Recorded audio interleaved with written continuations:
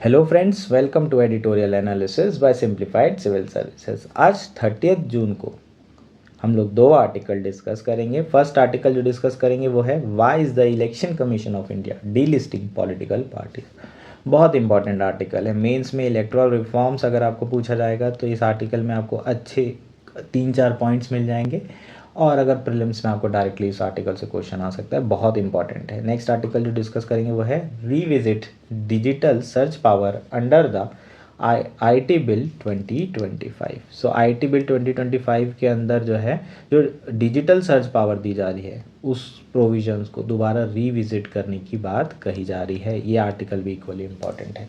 Privacy से संबंधित article है, जीएस2 में आता है तो भी आपको पूछा जा सकता है। ये जीएस2 में डायरेक्ट बिल डायरेक्टली आ सकता है मेंस में, और इसके साथ साथ प्रीलिम्स में तो आ ही सकता है यार।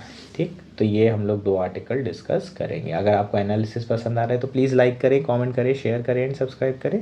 आइए शुरू करते हैं हमारा एनालिसिस। हमारा फर्स्ट आर्टिकल है why is the ECI delisting political parties. यह आर्टिकल द हिंदू में आया है। प्रीलिम्स के पर्सपेक्टिव से बहुत ज़्यादा इंपॉर्टेंट है, मेंस जीएस2 के पर्सपेक्टिव से भी इम्पॉर्टेंट है। अगर आपको इलेक्ट्रल रिफॉर्म्स के ऊपर क्वेश्चन पूछे जाते हैं तो उसमें आप एक रिफॉर्म सजेस्ट करेंगे जो इस आर्टिकल में हम डिस्कस करेंगे।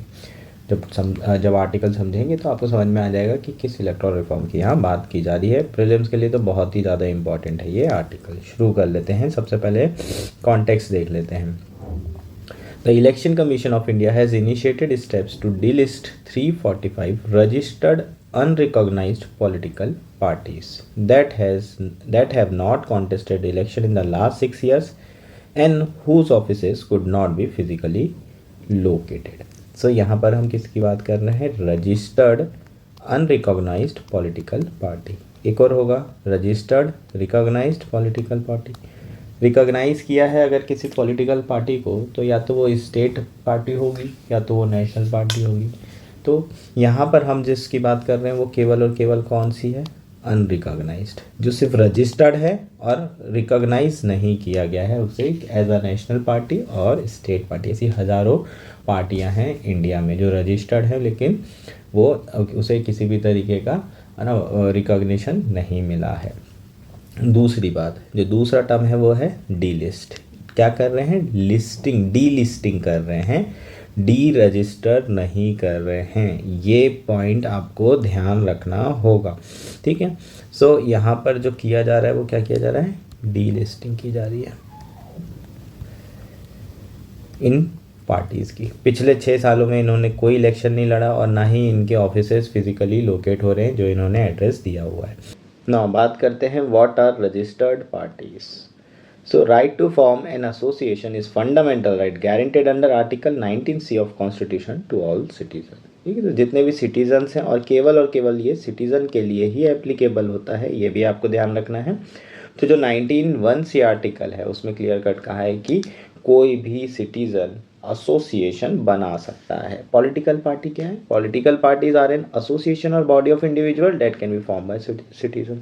तो जो पॉलिटिकल पार्टी होती है वो क्या है? बेसिकली बॉडी ऑफ इंडिविजुअल्स है और इंडिविजुअल लोगों का एसोसिएशन है। सो आर्टिकल 19 के अंदर पॉलिटिकल पार्टी बनाना एक फंडामेंटल राइट है। ठीक, ये आपको ध्यान रखना होगा। सो पॉलिटिकल पार्टी से रिलेटेड अगर आपको क्वेश्चन आता है तो आर्टिकल 19(1)C ध्यान रहना चाहिए। इसे आप यूज़ करेंगे अपने आंसर्स में, चाहे वो मेंस और प्रीलिम्स में भी आ सकता है। 29A section of RPA act 1951 lays down the requirement for registration of political party with ECI। सो जो रिक्वायरमेंट है रजिस्टर करने के लिए, वो क्या रिक्वायरमेंट है? वो किस में दिया है? Representation of people act 1951। ठीक, तो ये चीज़ें आपको काय में दी गई है? एक्ट में दी गई है, स्टैट्यूटरी लॉ में दी गई है। Now any political party that seeks registration should submit a copy of its memorandum constitution within 30 days of its formation. है ना, मान लीजिए मैंने आज पार्टी बनाई है तो मुझे अगले 30 दिन के भीतर अपना मेमोरेंडम या अपना संविधान, जो मेरी पॉलिटिकल पार्टी का कॉन्स्टिट्यूशन होगा, जिसके अकॉर्डिंग हम मेरी पॉलिटिकल पार्टी क्या करेगी? काम करेगी, वो मुझे सबमिट करना होगा। Such a document should contain provision that all parties should be a true faith and allegiance to Constitution of India। जो भी आप संविधान बनाएंगे उसमें एक चीज़ इंपॉर्टेंट है जो आपको मेंशन करनी है कि जो पार्टी होगी वो ट्रू फेथ और एलिजेंस किसके टूवर्ड्स दिखाएगी, कॉन्स्टिट्यूशन ऑफ इंडिया के, मतलब कॉन्स्टिट्यूशन के अंदर रहकर ही ये कार्य करेगी ये पॉलिटिकल पार्टी। चीज़ें क्लियर है। It should also bear allegiance to the principle of socialism, secularism, democracy and uphold the sovereignty, unity and integrity of India। So जो प्रोविजंस हैं उसमें ये भी होना चाहिए कि पॉलिटिकल पार्टी कौन कौन से प्रोविजंस को मान्य करेगी या कौन कौन से प्रोविजन के हिसाब से कार्य करेगी। तो उसमें आ जाएगा socialism, secularism, democracy, sovereignty, unity और इंटीग्रिटी ऑफ इंडिया को अपहोल्ड करेगी। ये बेसिकली आपके कॉन्स्टिट्यूशन में होना चाहिए, किसके, पॉलिटिकल पार्टी के। ये सारी चीज़ें अगर होगी तभी उसका रजिस्ट्रेशन हो पाएगा। उसके बाद ईसीआई क्या करेगा, जो मेमोरेंडम या कॉन्स्टिट्यूशन है पॉलिटिकल पार्टी का उसे वेरीफाई करेगा और उसमें देखेगा कि क्या प्रोविजंस हैं रिलेटेड टू इंटरनल डेमोक्रेसी, है ना। अगर उसमें इंटरनल डेमोक्रेसी वाले प्रोविजन नहीं होंगे तो भी उसे रजिस्ट्रेशन नहीं मिलेगा। इंटरनल डेमोक्रेसी का मतलब क्या है कि जो पार्टी का हेड है वो इलेक्शन के थ्रू बनना चाहिए। तो क्या पीरियडिक इलेक्शंस हो रहे हैं ऑफिस बेरर के, सिर्फ वही हेड ही नहीं, जो भी ऑफिसेस होंगे पॉलिटिकल पार्टीज़ में उसमें क्या नियमित इलेक्शन हो रहे हैं। ये एक बहुत इंपॉर्टेंट एस्पेक्ट है, इसको हम इंटरनल डेमोक्रेसी भी बोलते हैं। इसके ऊपर अलग से भी आपको क्वेश्चन पूछा जा सकता है, क्या संविधान में या फिर क्या किसी एक्ट में इंटरनल डेमोक्रेसी मैंडेट किया जा सकता है। अभी ऐसे मैंडेट नहीं किया गया है, बस रजिस्टर्ड करते समय इतना भर कहा जाता है कि ये प्रोविज़न होना चाहिए। The ECI thereafter registered them as a RUPP, registered unrecognised political party, है ना। तो मेमोरेंडम जमा करना है और उसमें ये सारे प्रोविज़न होना चाहिए, जिसमें संविधान के तरफ एलिजेंस होना चाहिए। दूसरा जो प्रिंसिपल है जैसे कि सेक्युलर, सॉवरेन और इंटीग्रिटी से संबंधित ये सारे प्रिंसिपल के तरफ भी एलिजेंस होना चाहिए। इन्हीं प्रिंसिपल के अंदर रहकर पॉलिटिकल पार्टीज़ को काम करना होगा, ठीक।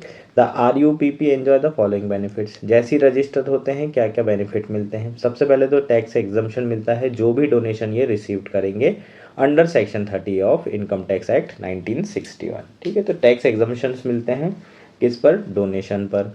एक कॉमन सिम्बॉल मिलता है for contesting general election to the Lok Sabha और स्टेट असेंबली। तो एक इनको सिंबल मिल जाएगा, पंखा हो सकता है, वो AC हो सकता है, लॉक की हो सकता है, कुछ भी हो सकता है। उसके साथ साथ एक 20 स्टार कैंपेनर्स भी ये कर सकते हैं, मतलब ये 20 स्टार कैंपेनर रख सकते हैं अपने इलेक्शन कैंपेन में। RUPP are required to maintain the detail of individual donors who have donated about 20,000 in a financial year and submit these details to ECI every year, है ना। तो जो RUPP है पॉलिटिकल पार्टी है उसको क्या रखना होगा, अगर 20,000 से ऊपर के डोनेशन हैं तो उसकी डिटेल्स रखनी होगी और ECI को ये डिटेल देनी होगी हर साल। As per the section 29C of RP Act, failure to furnish this detail will result in losing income tax exemption। अगर 20,000 के ऊपर के ट्रांजेक्शन शेयर नहीं किए, किसने दिया है, क्या दिया है, डिटेल्स, तो आपका जो इनकम टैक्स एग्जम्पशन है वो ख़त्म हो जाएगा। इसके साथ साथ जो इनकम टैक्स एक्ट है 1961 उसमें ये भी कहा गया है कि अगर 2,000 रुपये से अधिक का डोनेशन है तो केवल और केवल या तो बैंक ट्रांसफ़र होगा या फिर चेक के थ्रू होगा, कैश के फॉर्म में नहीं होगा। ये सारी चीज़ें जो है रिसेंटली NDA 1 जो हुआ था मोदी गवर्नमेंट फर्स्ट में, उसमें ये रिफॉर्म्स किए गए थे। चीज़ें क्लियर है। अब बात कर लेते हैं कि इशू क्या है।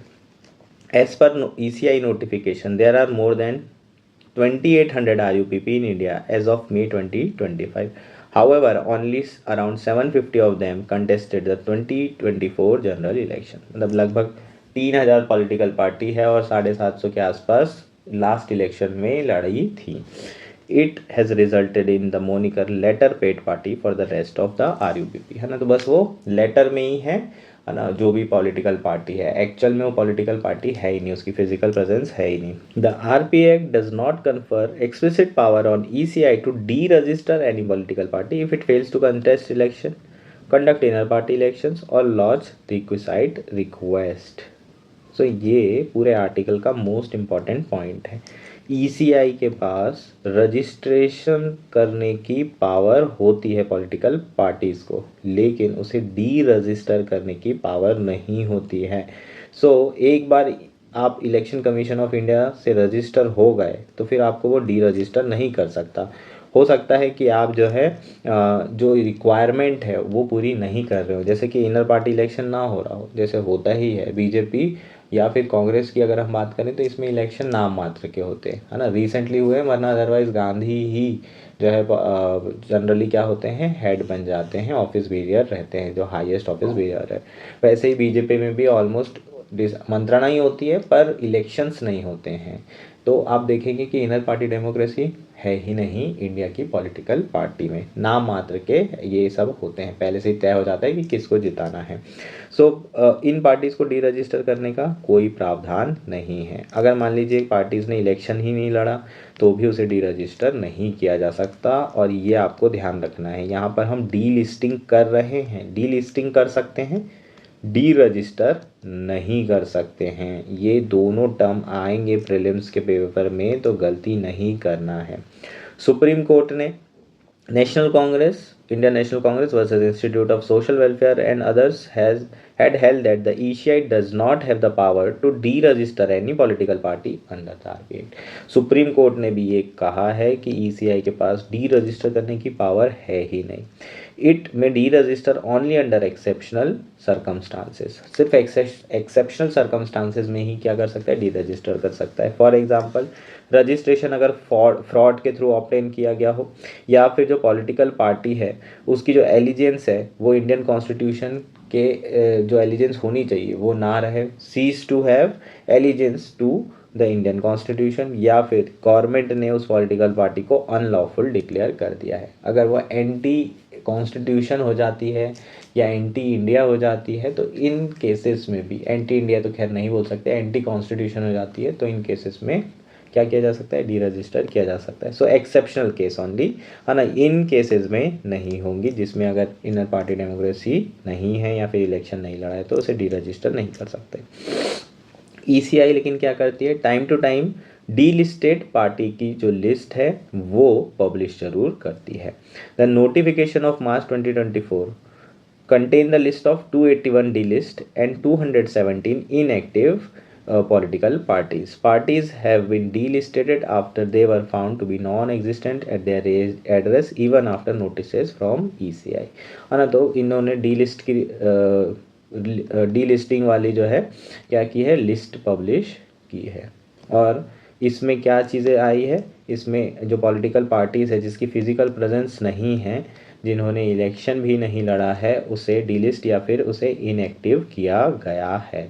अब इससे होगा क्या ये समझते हैं। This parties denied the benefit of putting up candidate with a common symbol in an election.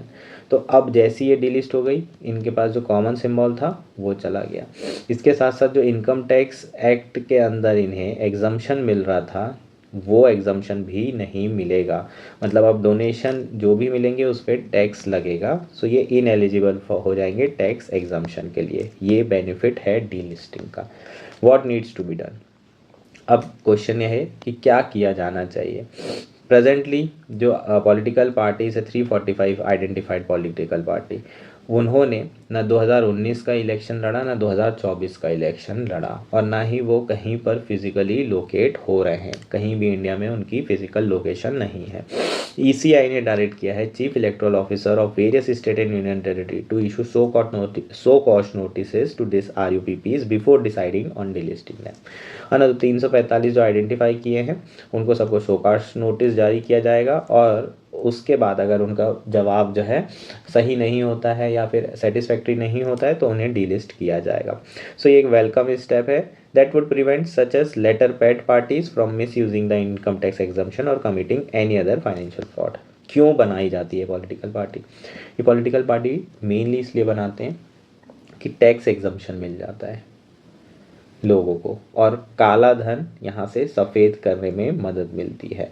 तो टैक्स एग्जम्पशन मिल जाता है, टैक्स चोरी के लिए बनाई जाती है। कई बार जो है जो नेशनल पार्टीज़ है वो इस तरह की पार्टी बना देते हैं और इधर से फंड जो है अपने तरफ आ जाता है, इनके तरफ आता है, राउंड ट्रिपिंग भी ये कर सकते हैं। सो इन सारे पर्पस के लिए ही ये पॉलिटिकल पार्टीज़ बनाई जाती है। अभी भी लगभग 1000 एक्टिव RUPP है जो रेगुलरली इलेक्शन कंटेस्ट नहीं कर रही है। लॉ कमीशन 2015 वाला, उसने क्या कहा था कि डी रजिस्ट्रेशन का जो पावर है वो इलेक्शन कमीशन के पास होना चाहिए अगर पॉलिटिकल पार्टी 10 साल तक के कोई भी इलेक्शन नहीं लड़ रही है। तो मतलब एक या तो लॉ बना दो जिसमें क्लियर कट लिख दो कि 10 साल में मिनिमम आपको एक इलेक्शन लड़ना पड़ेगा, अदरवाइज आप डी रजिस्टर हो जाएंगे। इस तरह के रिफॉर्म्स ये इलेक्ट्रल रिफॉर्म में आ जाएगा, जो कि लॉ कमीशन की रिकमेंडेशन है। तो इसे एज इट इज़ कॉपी में लिखना होगा, किसने कहा था ये, ठीक है। The ECI in its memorandum for electoral reform had also suggested amendment to RP Act that would empower it to deregister a party. Apart from the exercise of delisting RUPP, this recommendation can also be implemented. है ना। तो ECI ने 2016 में reforms करने की बात की गई थी और एक मेमोरेंडम दिया था, है ना। मेमोरेंडम मतलब एक ऑब्वियसली उसने इलेक्ट्रल रिफॉर्म्स क्या क्या किए जाने चाहिए वो रिकमेंडेशन की थी, रिक्वेस्ट की थी केंद्र सरकार से। और केंद्र सरकार कहाँ से करेगी, है ना, लॉज में चेंज करके पार्लियामेंट, तो सरकार से ये सब बात की गई थी। उसमें कहा था कि हमें डी रजिस्ट्रेशन की भी पावर होनी चाहिए, तो ये भी इम्प्लीमेंट किया जा सकता है। एक सीरियस इशू है पॉलिटिकल पार्टी का, वो है lack of inner party democracy. ये lack of inner party democracy बहुत इंपॉर्टेंट इशू है यार, इसके ऊपर अलग से मेंस में क्वेश्चन आ सकता है। इनर पार्टी डेमोक्रेसी क्यों नहीं है, इसके पीछे के रीज़न, फैक्टर, रिस्पॉन्सिबल, क्या वे फॉरवर्ड होना चाहिए, क्या रिफॉर्म किए जाने चाहिए, इस तरह का क्वेश्चन आपको पूछा जा सकता है। तो इसमें ECI को इन्वॉल्व नहीं होना चाहिए इनर पार्टी इलेक्शन से रिलेटेड प्रोविज़न में। इसको हम क्या कर सकते हैं, जैसे कि लॉ कमीशन ने 170 और 255 रिपोर्ट में सजेस्ट किया है कि जो RP एक्ट है ना, आपका रिप्रेजेंटेशन ऑफ पीपल एक्ट 1951, उसको आप अमेंड करिए और इसमें स्पेसिफिक प्रोविज़न डालिए जिसके through internal democracy in political party ensure हो सके। और अगर नहीं होगा तो फिर कोर्ट्स तो हैं ही, अगर आप स्पेसिफिक प्रोविज़न डालते हैं तो इसे लीगल मैंडेट बनाते हैं तो। पर ये पॉसिबल है कि ऑलमोस्ट ना के बराबर है ना। ना ही कांग्रेस करने वाली है और ना ही BJP करने वाली है। इन लोग ढोंग करते हैं पार्टी इलेक्शन का, पर पहले से ही तय होता है ना। सबको पता था कि खड़गे और शशि थरूर में किसको जीतना है, हालांकि फिर भी वो इलेक्शन फेयर हुए थे, लेकिन स्टिल सबको पता था कि कौन बनने वाला है ना। तो ये बेसिकली आपका पूरा आर्टिकल हो जाएगा। हमारा नेक्स्ट आर्टिकल है revisit digital search power under IT bill 2025। तो 2025 का इनकम टैक्स जो बिल लेकर आए हैं, जो अमेंडमेंट किया जा रहा है 1961 वाले एक्ट में, उससे रिलेटेड कुछ इश्यूज़ की यहाँ पर चर्चा की गई है। क्या क्या कंसर्न है इस बिल के रिगार्डिंग, उस पर हम बात करेंगे। काफ़ी इम्पॉर्टेंट ये आर्टिकल है आपके प्रीलिम्स के लिए भी और मेंस के लिए भी। शुरू कर लेते हैं। सबसे पहले कॉन्टेक्स्ट देख लेते हैं। रिसेंटली जो फाइनेंस मिनिस्टर हैं उन्होंने पार्लियामेंट में एक बिल प्रपोज किया है under the income tax bill 2025। An individual virtual digital space during the search and seizure operation can be access by a tax authority. तो क्या किया गया है, IT बिल 2025 लाया गया है जिसमें ये कहा गया है कि अभी तक के जो सीजर और सर्च ऑपरेशन चलाया जाता था वो फिज़िकल स्पेस में चलाया जाता था, लेकिन अब इसे डिजिटल स्पेस में लेकर जाने की भी आवश्यकता है। सो उसके लिए यहाँ पर बिल लाया गया है और 1961 IT एक्ट में अमेंडमेंट करने की बात की गई है। सिंपल सी बात है, जस्टिफिकेशन एकदम स्ट्रेट फॉरवर्ड है कि जो फाइनेंशियल एक्टिविटी है वो ऑनलाइन मूव हो गई है, तो जो एनफोर्समेंट है उसे भी ऑनलाइन मूव होना पड़ेगा। कंसर्न क्या है, प्राइवेसी रिलेटेड कंसर्न है, ओवर रीच है, सर्वेलेंस है। ये 3 तरह के कंसर्न, सिग्निफिकेंट कंसर्न्स हैं इस पर्टिकुलर प्रोविजन के। नाउ बात कर लेते हैं आगे।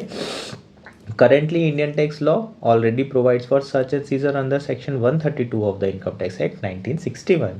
But those power are limited to physical space such as house, office and locker. So अभी जो प्रोविज़न है 1961 एक्ट में वो सिर्फ फिजिकल स्पेस के लिए है। अब जो किया जा रहा है वो उसमें डिजिटल स्पेस को भी इंक्लूड किया जा रहा है। Such operation are based on the suspicion of undisclosed income or asset. There is a connection between objective, which is finding undisclosed income, and getting access to physical asset.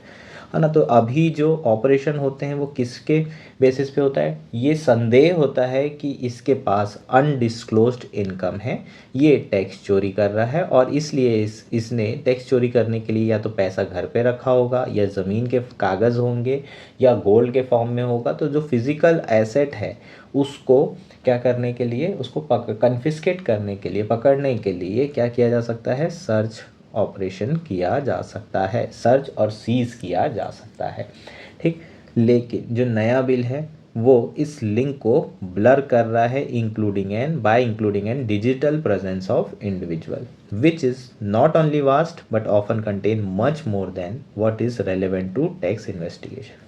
अगर हम अपने digital space की बात करें तो इसमें इतनी सारी चीज़ें होती हैं जो कि टैक्स अथॉरिटी के लिए रेलेवेंट भी नहीं है, लेकिन अगर हम इन्हें कंप्लीट एक्सेस दे देते हैं अपने डिजिटल स्पेस का या अपनी डिजिटल प्रेजेंस का, तो वो बहुत ज़्यादा खतरा हो सकता है। उसमें एक तो सर्वेलेंस भी किया जा सकता है और दूसरा आपकी प्राइवेसी का भी हनन है, जो कि हमारा फंडामेंटल राइट है।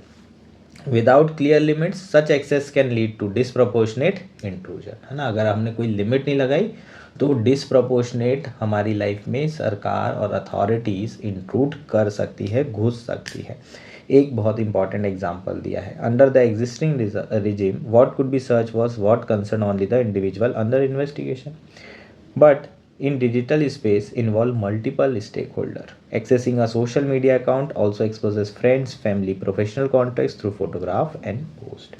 ठीक, तो अभी तक के जो टैक्स अथॉरिटी थी, जो पर्टिकुलर पर्सन इंडिविजुअल रिस्पॉन्सिबल है उससे संबंधित जो है जानकारी ली जा रही थी या उस पर छापा या रेड पड़ रही थी और वही डायरेक्टली जो है इन सारी प्रोसेस में इन्वॉल्व था। लेकिन अगर आप सोशल मीडिया अकाउंट ले लेते हैं उस पर्टिकुलर पर्सन का, तो उससे आपके दोस्त हो सकते हैं, फैमिली हो सकती है, प्रोफेशनल कॉन्टैक्ट्स हो सकते हैं, आपकी पर्सनल प्राइवेट फोटोग्राफ हो सकती है, ये सारी चीज़ें भी एक्सपोज हो सकती है। सो यहाँ पर मल्टीपल स्टेक होल्डर अफेक्ट हो रहे हैं।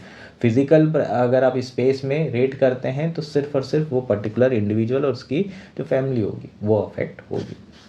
The proposed definition of virtual digital space include access to email, personal cloud drives, social media account, digital application platform and more, है ना। तो इसमें व्हाट्सएप भी इंक्लूड हो जाएगा, जितने भी मैसेजिंग ऐप्स हैं ऑल, तो ये सब सारी चीज़ें भी इंक्लूड होगी। तो यहाँ आप देखें तो जो डेफिनेशन है वो बहुत ज़्यादा ब्रॉड है। Email, cloud, social media, digital application, मतलब आपके फ़ोन में जितना है सब कुछ चेक किया जा सकता है। Critically the phrase any other space of similar nature make the list open ended. इसके साथ साथ एक और इसमें वर्ड जोड़ा गया है डेफिनेशन में, any other space of similar nature, है ना। इसी तरह का अगर कोई डिजिटल स्पेस और भी है तो वो भी सारी, जितना भी डिजिटल स्पेस में आपका प्रेजेंस है, सब कुछ क्या किया जा सकता है, सब कुछ जो है उसमें सर्वेलेंस किया जा सकता है और उस पर रेड डाली जा सकती है। मतलब वो सारी इंफॉर्मेशन में इंट्रूड कर सकते हैं tax authority. Additionally, the proposed provision empower tax authority to override access code to gain entry into electronic devices और virtual digital space, है ना। तो जो proposed आपके provision हैं वो टैक्स अथॉरिटी को एम्पावर करते हैं कि वो व्हाट्सएप चाहें तो व्हाट्सएप में घुस सकते हैं, कोड को तोड़ करके घुस सकते हैं। लेकिन ये कैसे होगा, ये मतलब मुश्किल है यार, है ना, क्योंकि व्हाट्सएप एनक्रिप्टेड है। अगर उसमें कोडिंग कर दी गई तो उसे ब्रेक करना इतना आसान नहीं है। और यही चीज़ जो हमारी फाइनेंस मिनिस्टर है उन्होंने एक्सप्लिसिटली कही थी कि जो भी मैसेजेस हैं वो इतने आसानी से एनक्रिप्ट नहीं किए जा सकते, उसके लिए फिर कंपनी की परमिशन एंड ऑल ये सब सारी चीज़ें लगती है। ठीक, नेक्स्ट बात करते हैं, the problem becomes even more of a concern when individual involved is a professional whose work require confidentiality, है ना। अगर पर्टिकुलर प्रोफेशन के हैं आप, जैसे कि आप जर्नलिस्ट हैं या फिर आप लॉयर हैं और क्लाइंट लीगल एडवाइज़र प्रिविलेज को फॉलो कर रहे हैं, तो फिर ऐसे केसेस में जहाँ कॉन्फिडेंशियलिटी बहुत इम्पॉर्टेंट होती है वहाँ पर और ज़्यादा कंसर्न्स हो सकते हैं। They are more prone to the misuse of this particular act. ऐसा भी हो सकता है कि उनके पास कोई सेंसिटिव इन्फॉर्मेशन हो और रेड के थ्रू वो सेंसिटिव इन्फॉर्मेशन हो सकता है पॉलिटिकल पार्टी के अगेंस्ट में हो सकता है सरकार के अगेंस्ट में हो सकता है किसी मिनिस्टर के अगेंस्ट में हो। तो जर्नलिस्ट के पास अगर ऐसी चीज़ें हैं, सेंसिटिव इन्फॉर्मेशन है, तो उनके ऊपर रेड डाली जा सकती है और जो भी मटेरियल है, अनपब्लिश्ड मटेरियल है या प्रोटेक्टेड कम्युनिकेशन है, उसे सीज किया जा सकता है। ये सब सारी चीज़ें कर सकते हैं। If a search is conducted on flimsy or overboard ground, it is not only violate their privacy but also endanger their ability to undertake reporting. Recognizing the risk, Supreme Court of India in 2020 circulated interim guideline on seizure of digital devices and directed the union government to contemplate for formulating necessary protocol।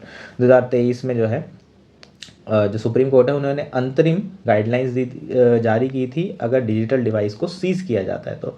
उसके साथ साथ उन्होंने कहा था कि सरकार जो है क्या करे, नेसेसरी प्रोटोकॉल भी फॉर्मुलेट करे। The judicial interpretation of reason to believe emphasise the need for tangible material beyond mere suspicion, है ना। तो जो रीज़न टू बिलीव की बात की जाती है, रीज़न टू बिलीव कि इनके पास अनडिस्क्लोज्ड मनी है, ये जो रीज़न टू बिलीव है ये सिर्फ संदेह नहीं होना चाहिए, है ना। आपके पास कुछ टेंजिबल मटेरियल होना चाहिए, आपके पास कुछ प्रूफ होना चाहिए। अगर प्रूफ नहीं है तो आप फिर रेड नहीं कर सकते हैं। Yet the proposed provision goes against this principle and is devoid of guardrail, judicial oversight and has a lack of understanding of the state। लेकिन जो proposed provision है वो judicial ओवरसाइट को फॉलो नहीं कर रहे हैं, जो प्रिंसिपल हैं उसको जुडिशियल गाइडलाइन से उसको फॉलो नहीं कर रहे और उसमें किसी भी तरह की जुडिशियल ओवरसाइट भी नहीं है। अगर ग्लोबली हम बात करें तो कनाडा और यूएस का यहाँ एग्जांपल दिया है, वहाँ क्या क्या चीज़ें हो रही है, ये आप कंपैरिजन के लिए यूज़ कर सकते हैं अपने आर्गूमेंट को रखने के लिए। Privacy and transparency standard in search and seizure, especially where the digital devices are involved, are grounded in a statutory protection and procedural safeguards, है ना। तो अगर ग्लोबली हम बात करें तो अगर सर्च और सीजर किया जा रहा है स्पेशली डिजिटल डिवाइसेस का, तो लॉ होना चाहिए और उसके साथ साथ प्रोसीजरल सेफगार्ड्स भी होने चाहिए। सेफगार्ड प्रोवाइड करना ज़रूरी है। अगर हमने ओपन एंडेड चीज़ें छोड़ दी, टैक्स अथॉरिटी पे सब छोड़ दिया, तो फिर कुछ बचने नहीं वाला है, प्राइवेसी भी नहीं बचने वाली है, सर्वेलेंस तो होना तय ही है। कनाडा की अगर बात की जाए तो वहाँ पर जो section 8 of charter of rights and freedom है, that guarantees the right to be secure against unreasonable search and seizure. So unreasonable search और सीजर के अगेंस्ट वहाँ पर लोगों के पास अधिकार है। और अगर आप वहाँ पर सर्च एंड सीजर करना चाहते हैं तो आपको सबसे पहले प्रायर अथॉरिटाइजेशन लेना पड़ेगा, approve by neutral and impartial judicial authority. अगर जुडिशियल अथॉरिटी अप्रूव नहीं करेगी तो आप नहीं कर सकते। रीजनेबल और प्रोबेबल ग्राउंड आपको बताने होंगे। यूनाइटेड स्टेट की जो सुप्रीम कोर्ट है उन्होंने रायली वर्सेस कैलिफोर्निया में डिसीज़न दिया था कि भाई वारंट बहुत ज़रूरी है बिफोर एक्सेसिंग डिजिटल डेटा। बिना वारंट के आप कोई भी फ़ोन और डिवाइसेस की इंफॉर्मेशन नहीं ले सकते, ना ही उस पर रेट डाल सकते हैं, क्योंकि वो पर्सनल नेचर की होती है।